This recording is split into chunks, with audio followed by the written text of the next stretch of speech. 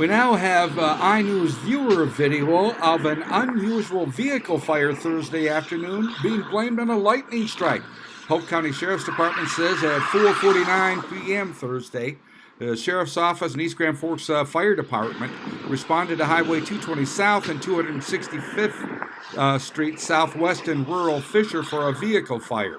When deputies arrived, the vehicle was fully engulfed in flames. It was determined that lightning had struck the Dodge pickup driven by Jason Remark, 48, of Horace, North Dakota. Remark was not injured. The pickup is a total loss. I'm Neil Carlson reporting for iNewZ.TV.